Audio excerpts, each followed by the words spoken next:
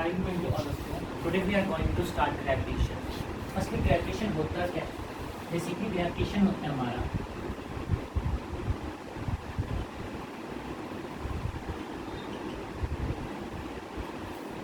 the force of एक क्या होती है? फोर्स होती है, फोर्स ऑफ अट्रैक्शन होती है बिटवीन द टू पार्टिकल्स के बीच में. The force of attraction between the two particles. अब नेक्स्ट जो हमारा टॉपिक आता है इसके बाद यूनिवर्सल लॉ ऑफ ग्रेविटेशन आता है. अब जो हमारा यूनिवर्सल लॉ ऑफ ग्रेविटेशन क्या कहता है? यूनिवर्सल लॉ ऑफ ग्रेविटेशन कहता है, it states that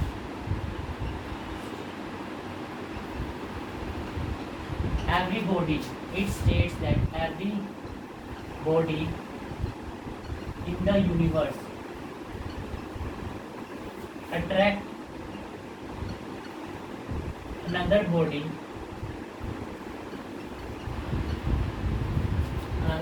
with a force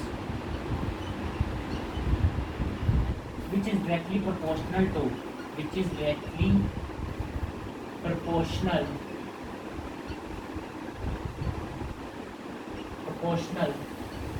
the product of their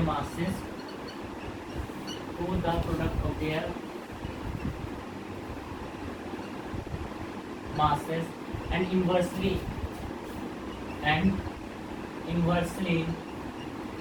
proportional to the square of distance between them.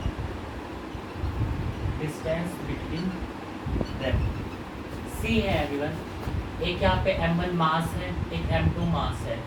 मतलब कि एक क्या हो रहा है यहाँ पे, क्या फोर्स ऑफ अट्रैक्शन है, जो इसका डिस्टेंस वो कितना है, सेपरेशन कितनी है इसकी, r है. ठीक है. अब सी है,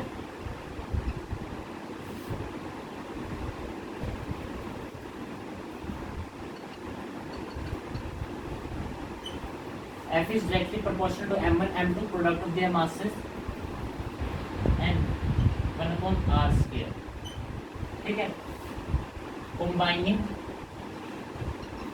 1 and 2 basically हमें क्या मिलेगा कंबाइन करके,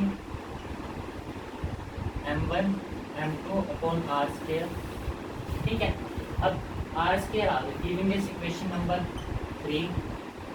F is, अगर हमें कांस्टेंट ऑफ प्रोपोर्शनैलिटी को हटाना, साइन ऑफ प्रोपोर्शनैलिटी को हटाना, तो हम क्या इंट्रोड्यूस करते हैं? कांस्टेंट ऑफ प्रोपोर्शनैलिटी को इंट्रोड्यूस करते हैं. यहाँ पे कांस्टेंट ऑफ प्रोपोर्शनैलिटी क्या रहेगा? यूनिवर्सल ग्रेविटेशन कांस्टेंट, जिसको हम G से रिप्रेजेंट करते हैं. G m1 m2 upon r square. इतना सबको समझ आया? कितना आया? अब यहाँ पे G की वैल्यू आ जाती है 6.67 10 की power -11 newton metre square kilogram inverse square. ठीक है. अब बेसिकली इसकी थोड़ी प्रॉपर्टीज होती है. क्या क्या प्रॉपर्टीज है? एक तरह की क्या है? अट्रैक्टिव फोर्सेज है.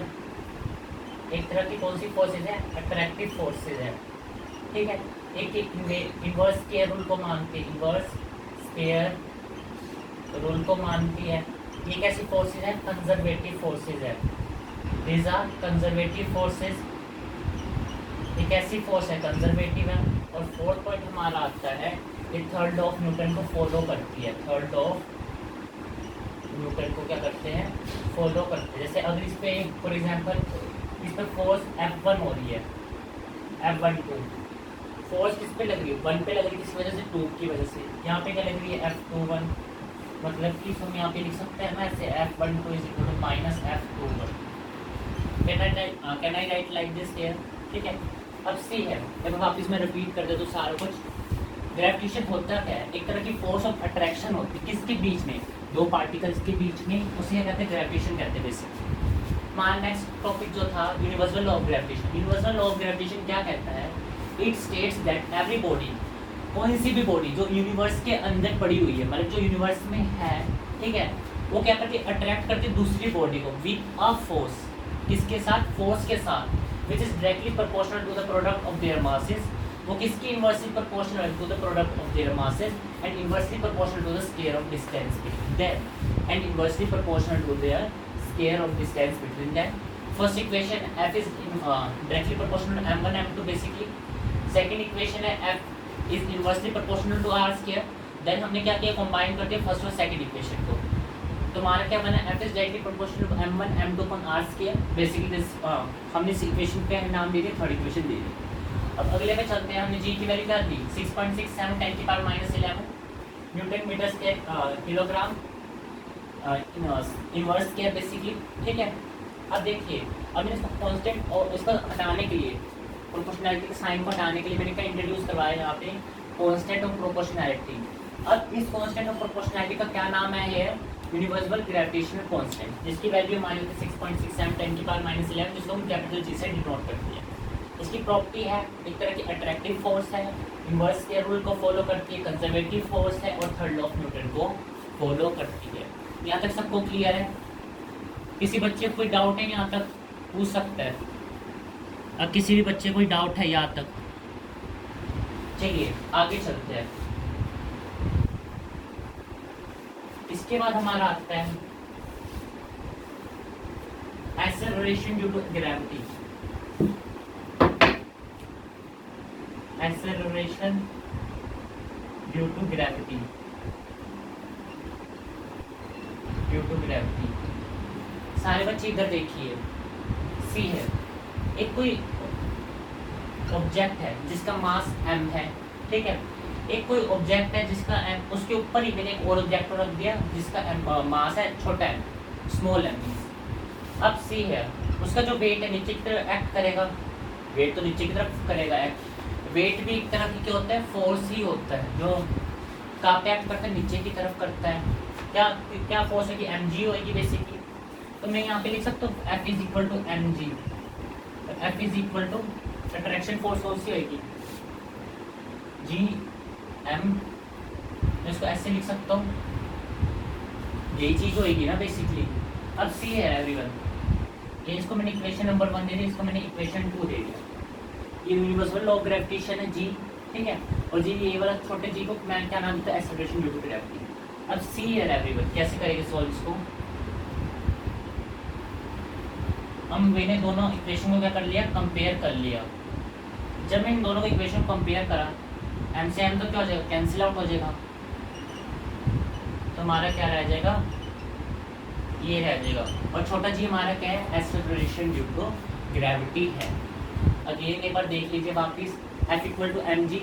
वैसे तो W डालते हैं बेसिकली, पर वेट क्या एक तरह की फोर्स ही है, जो मैं बता रहा हूँ आपको चीज़. ठीक है, अब सी यार, एक छोटा एक बड़ा ऑब्जेक्ट है जिसका मास मैंने कैपिटल एम ले लिया, एक छोटा सा ऑब्जेक्ट ले लिया जिसका मास मैंने क्या ले लिया, स्मॉल एम ले लिया.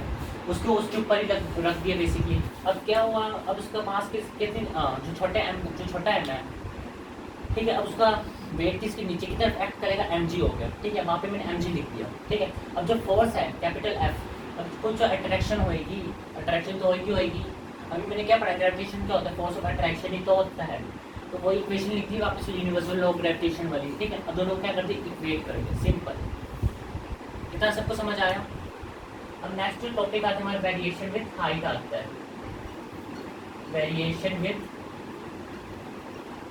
हाइट है. everyone see here,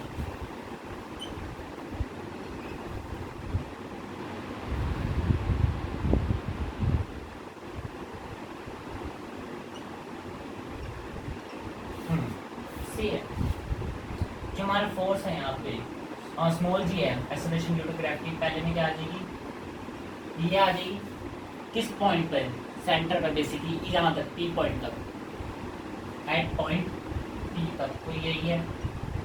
ठीक है, अब एट पॉइंट क्यू की निकालनी है हमें एक्सेलरेशन ड्यू टू ग्रेविटी. कैसे लिखेंगे, g dash is equal to g M upon R plus h का होल का स्क्वायर. बेसिकली यहाँ पे भी स्क्वायर आ जाएगा. Giving this equation number 1, giving this equation number 2. See है एवरीवन, ये तो आर है बेसिकली, और ये हमारी क्या है, हाइट है एच. ठीक है, अब मुझे ओ से क्यू का डिस्टेंस निकालना था, तो उसका एक्सेलरेशन ड्यू टू ग्रेविटी की इक्वेशन क्या बनेगी, ये निकलेगी. अब मुझे ओ पी का डिस्टेंस निकालना है, बेसिकली ये बनेगी इक्वेशन. इतना सबको क्लियर है. अब मैं क्या कर देता हूँ, उसके बाद डिवाइड कर देता हूँ, डिवाइडिंग इक्वेशन 2 बाय इक्वेशन 1 तो सी है जी डैश अपॉन जी क्या आ जाएगा हमारा जी है R plus H square G M upon R square, basically cancel out हो जाएगा। जी अपॉन जी डैश क्या आ जाएगा हमारा R square R plus H square whole का स्क्वायर। यहाँ तक सबको समझ आया। अब सी है एवरीवन, इसके बाद क्या करना है आप सबको, जी डैश जी किसकी इक्वल आ जाएगा हमारा आर स्क्वायर है, मैं यहाँ से आर स्क्वायर कॉमन ले लेता हूँ तो हमारे पास क्या रह जाएगा 1 प्लस एच आर का होल का स्क्वायर रह जाएगा। तो g upon g dash R square ऊपर ले लिया, आर स्क्वायर यहाँ पे ले लिया, ठीक है। अब सबको क्या करने की तो कैंसिल आउट हो जाएगा, बेसिकली ये क्या हो जाएगा कैंसिल आउट हो जाएगा। अब सी है, ये चीज़ क्या चली जाएगी, ये ऊपर चली जाएगी, ये क्या चली जाएगी ऊपर चली जाएगी, तो हमारे पास क्या रह जाएगा 1 प्लस एच बाय आर का -2 हो जाएगा, ठीक है। अब जी अपॉन जी डैश किसके इक्वल हो जाएगा 1 अब मैं यहाँ पे बायनोमियल एक्सपेंशन का यूज़ कर रहा हूँ। बेसिकली बायनोमियल एक्सपेंशन क्या कहता है, 1 प्लस यहाँ पे x है ऊपर n है तो 1 प्लस एन एक्स हो जाएगा, सिंपल। जैसे -2 है तो -2h अपॉन आर हो जाएगा। यहाँ तक सबको समझ आ गया।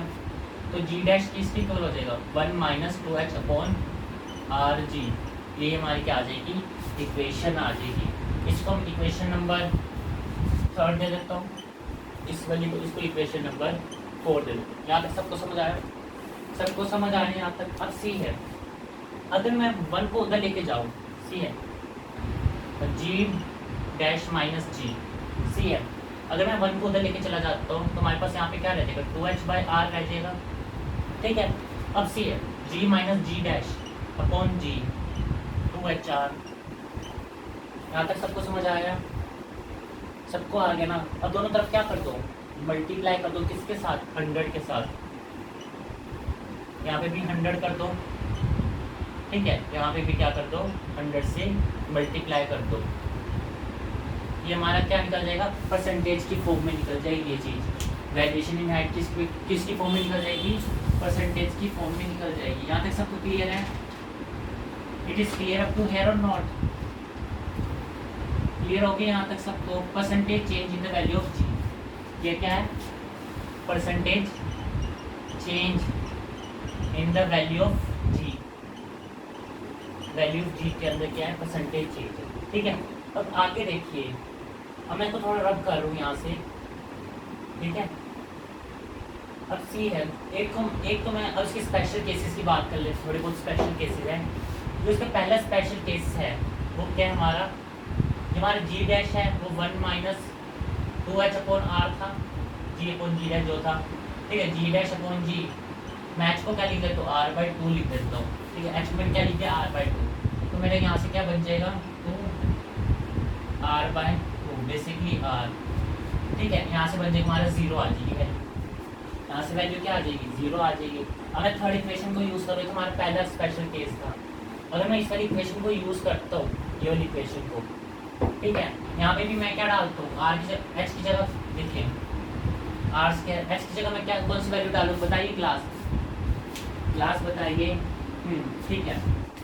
आप यहाँ पे क्या डालोगे आर प्लस ये डालोगे, ठीक है। ये स्क्वायर ये बन जाएगा हमारा,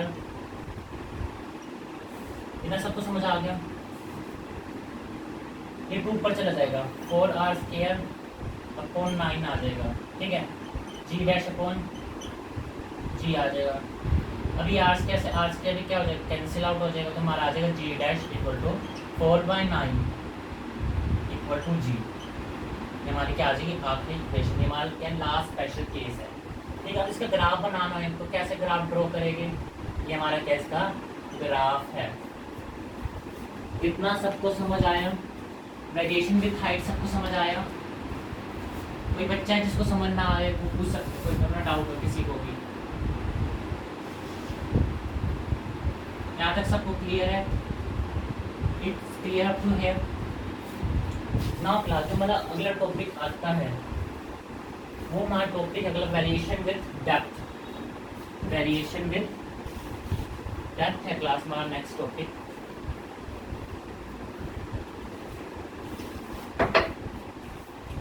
सी है वेरिएशन विथ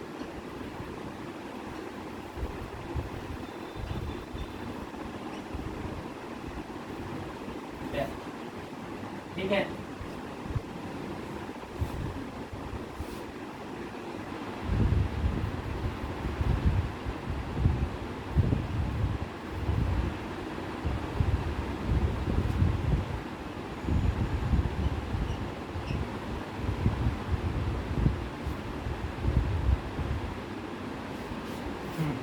सी है। अगर मैं कहूँ इसका जी की वैल्यू क्या होगी, ओ आर तक, ठीक है, आर तक क्या होगी वैल्यू जी की, सी है, ओ आर तक वैल्यू क्या होगी जी की, अप टू ओ आर तक स्मॉल जी की वैल्यू क्या होनी चाहिए, G M upon R square होएगी। अब जी डैश, अब देखो मास है यहाँ पे, मास क्या लिख सकते हैं, mass is equal to density into volume लिख सकता हूँ मैं। एक डेंसिटी का फॉर्मूला होता है रो, मैं डेंसिटी को रो से रिप्रेजेंट कर देता हूँ और वॉल्यूम किससे 4/3 पाई आर क्यूब से क्या कर देता हूँ, रिप्रेजेंट कर देता हूँ।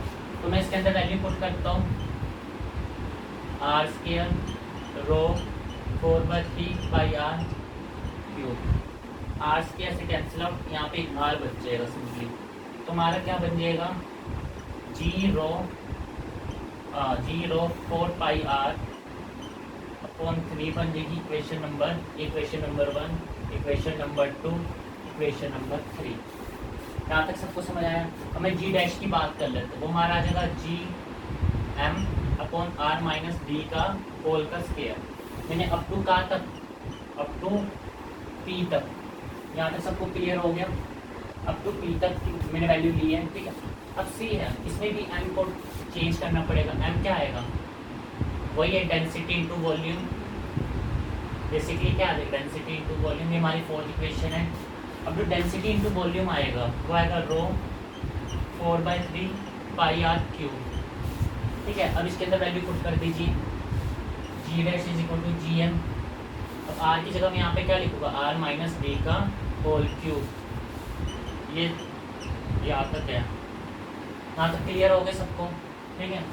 जी M R C F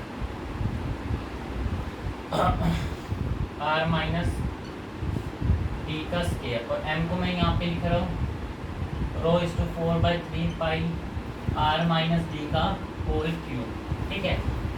cube से स्क्वायर कैंसिल, हमारा क्या आ जाएगा, g equal to 3 rho 4 pi R minus D. अब मैं लिख रहा हूँ जी डैश अपॉन जी, क्या आ जाएगा हमारा, बताइए क्लास क्या आ जाएगा हमारा सबको आफ्टर सॉल्विंग दिस इक्वेशन, ठीक है। मेरा यहाँ पे आ जाएगा R upon R minus D, just wait for a second, ये इक्वेशन आएगी। अब मैं इसको सेपरेट कर लेता हूँ, आर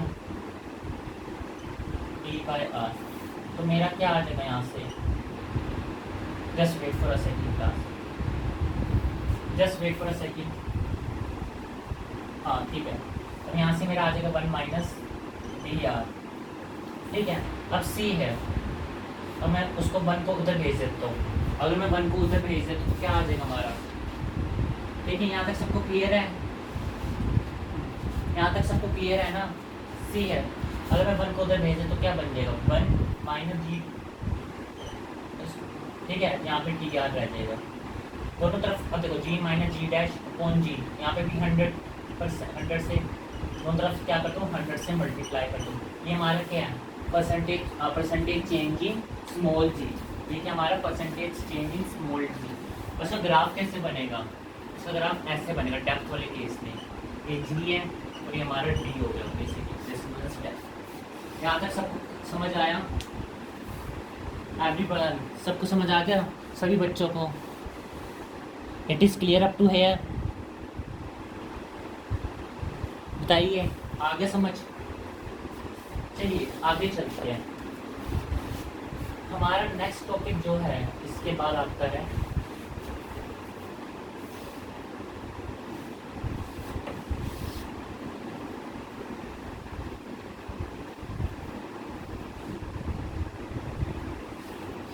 नेक्स्ट टॉपिक इसके बाद हमारा आता है variation with shape of the earth, variation of G with the shape of the earth. ठीक है क्लास। अब सी है, जो हमारा रेडियस होता है इक्वेटोरियल का, वो क्या होता है, ग्रेटर देन पोल से क्या होता है, ज़्यादा होता है। जो हमारा रेडियस होता है किसका, इक्वेटोरियल का, वो किससे होता है, ज़्यादातर पोल से होता है। तो कैपिटल जी किसका ज़्यादा होएगा, तो पोल वाले को कैपिटल जी ज़्यादा होएगा ना। सबको समझ आया? सी है एवरीवन। एक ये मैंने अर्थ मान लिया, ठीक है, ये मेरा रेडियस ऑफ इक्वेटोरियल है बेसिकली, ठीक है। तो पोल क्या होएगा, ये जो हमारा पोल ही है, ठीक है, ये हमारा क्या पोल है, ठीक है। जो हमारा बेसिकली जो हमारा वैल्यू ऑफ जी है, वैल्यू ऑफ जी क्या होगी, डिक्रीज होगी कहाँ पे, इक्वेटोरियल पॉइंट पर। जो वैल्यू ऑफ जी होएगी वो क्या होनी चाहिए, डिक्रीज होनी चाहिए इक्वेटोरियल पॉइंट पर। क्यों? क्योंकि उसका रेडियस ज़्यादा है, क्योंकि रेडियस उसका क्या है, ज़्यादा, तभी क्या होगी, डिक्रीज हो जाएगी। वैल्यू ऑफ जी इंक्रीजेस कहाँ भी होगी, इंक्रीज पोल पे, क्योंकि उसका रेडियस क्या है, कम है, क्योंकि उसका रेडियस क्या है, कम है। यहाँ तक सबको क्लियर है? It is clear up to here. इसके बाद जो हमारा अगला टॉपिक आता है वो हमारा आता है ग्रेविटेशनल पोटेंशियल। ग्रेविटेशन पोटेंशियल,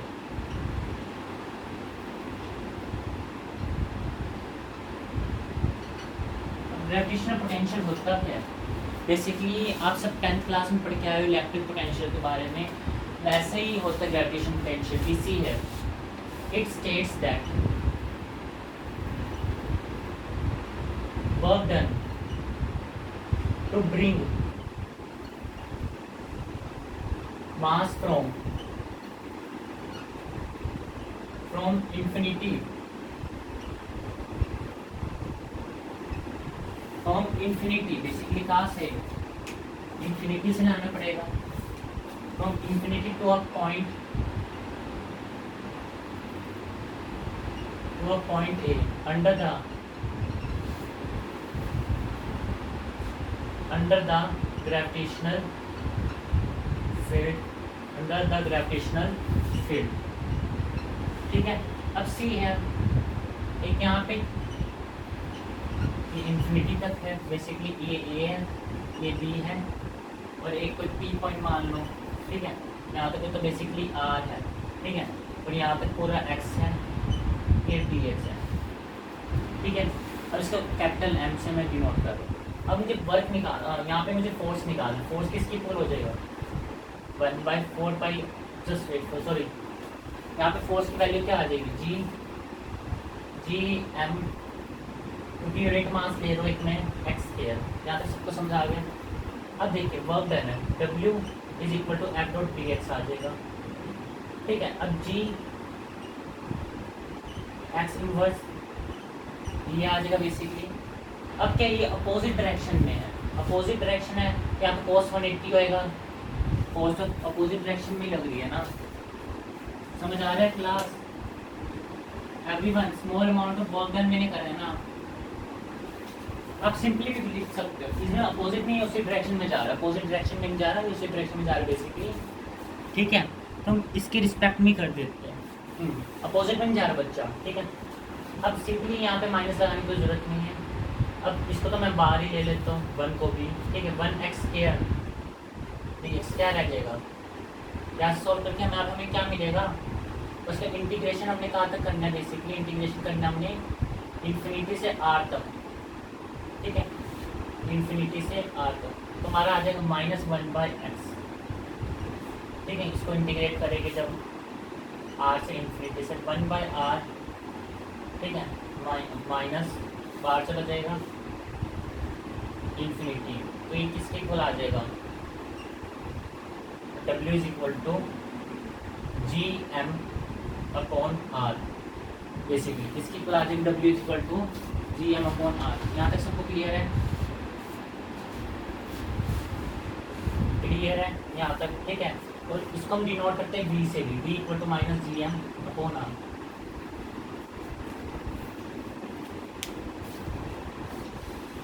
ठीक है, इतना सबको समझ आया? इतना सबको समझ आया? ठीक है। अब जो हमारे होते हैं एक हमारे तो ग्रेविटेशनल पोटेंशियल एनर्जी भी होती है। अब ग्रेविटेशनल पोटेंशियल एनर्जी की डेफिनेट ये जो है डेरिवेशन सेम रहेगी। बस हमने क्या करना है, ये चीज़ जो आई है यहाँ पे हमें एक एम ले लेना है, एक एम ले लेना है, स्मॉल एम, ठीक है बेसिकली। अब यहाँ पे एम ले लो, ग्रेविटेशनल पोटेंशियल एनर्जी में यहाँ पे बस चेंज करना है, एक एम ले लेना साथ में, ठीक है, यहाँ पे एम आ जाए, ठीक है। अब उस ग्रेविटेशनल पोटेंशियल एनर्जी के क्या होते हैं, स्पेशल केसेस होते हैं। अब कौन कौन से वो स्पेशल केसेस हैं, सी है एवरीवन। अब सी है, पहले तो 2 पॉइंट है, ठीक है, एक R1 है, एक R2 पॉइंट है, ठीक है। अब देखिए R1 से R2 माइनस तो बाहर ले लिया, GM M, ठीक है, R अंदर लिया, R2 बेसिकली 1/R है ना, R2 माइनस R1 यही रह जाएगा पहले स्पेशल केस में, ठीक है। तो माइनस GM, अगर मैं माइनस को अंदर ले जाता हूँ बेसिकली तो हमारा क्या बन जाएगा, 1/R1 माइनस 1/R2, ये चीज़ बन जाएगी हमारी, ये चीज़ बनेगी ना, U इज इक्वल टू, हम उसको हमारा जो इलेक्ट्रिक ग्रेविटेशनल पोटेंशियल एनर्जी है हम उसको किससे डिनोट करते हैं, U से डिनोट करते हैं। यहाँ तक सबको समझ आ गया? अब C है एवरीवन, अगला केस जो आएगा हमारा, अब R है माइनस, सिंपली हम क्या लिखेंगे यहाँ पे, हमें R2 है ना, C है, मैं इसको R दे देता हूँ, इसको R प्लस H दे देता हूँ, C R प्लस H दे दूँगा, ठीक है, इसको मैंने R प्लस H दे दिया, ठीक है। अब C है, मैं यहाँ से R कॉमन निकाल लेता हूँ, तो क्या रह जाएगा, माइनस, एक ही रहेगा ना, 1 माइनस H अपॉन R रह जाएगा, ठीक है। अब मैं इसको इन्वर्स में ले जाता हूँ, 1 minus H upon R minus 1 GM M upon R minus 1 आ जाएगा। अब C है एवरीवन,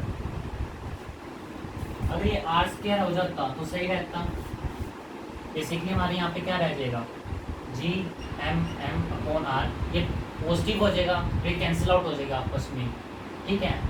तो हमारा रह जाएगा, आ जाएगा यहाँ पे बेसिकली HR आ जाएगा, ठीक है। अब आ जाएगा हमारा GM M इंटू H, ठीक है। अब बेसिकली यहाँ पे क्या आ जाएगा, ये तो हमारा क्या हो जाएगा, R स्क्वायर, हमारे क्या हो जाएगा, स्मॉल g बन जाएगा, U equal to MGH, U equal to MGH, ये हमारे को हो जाएगा सेकंड स्पेशल केस, ये हमारे को हो जाएगा second special case, U equal to MGH। यहाँ तक सबको समझ आया? It is clear up to here? Class वापस देख लीजिए, ग्रेविटेशनल पोटेंशियल क्या होता है।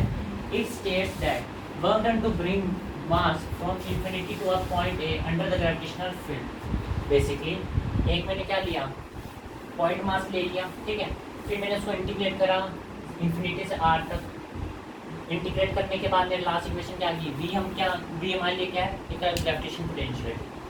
अब सेम डेरिवेशन हमें किसमें प्रस्तुत करनी है, ग्रेविटेशन पोटेंशियल एनर्जी में भी सेम डेरिवेशन करनी है, बट जब यूनिट मास लिया ना वहाँ पे क्या आ जाएगा, स्मॉल m आ जाएगा, ठीक है, यूनिट मास नहीं रहेगा, ठीक है। हमने क्या ले लिया, यूनिट मास m ले लिया यहाँ पे, ठीक है। जब मैंने सोल्व किया यहाँ पे, ठीक है, ये मेरा क्या आ जाएगा, U आ जाएगा, ठीक है, ग्रेविटेशनल पोटेंशियल एनर्जी आएगी, इसके दो स्पेसिस हैं, दो स्पेशल केसेस हैं, ठीक है। एक तो मैंने क्या कर दिया, R1 से R2 को क्या कर इंटीग्रेट कर दिया 2 पॉइंट के लिए, ठीक है, तो ये वाली इक्वेशन आ जाएगी। जब मैंने एक को R1 को R माना और R2 को R प्लस H माना, तो पहले मैंने R कॉमन निकाल लिया, बाइनोमियल एक्सपेंशन यूज़ करा, देन मैंने क्या किया, अलग अलग सेपरेट करके मैंने वैल्यूज पुट करी, तो आंसर लास्ट में क्या आ जाएगा, U is equal to MGH, U is equal to MGH। Class thank you and have a nice day. सबसे पहले सबसे पहला चैनल को सब्सक्राइब कीजिए, लाइक कीजिए वीडियो को और शेयर कीजिए। Class do this 3 things first of all. Thank you class and have a nice day.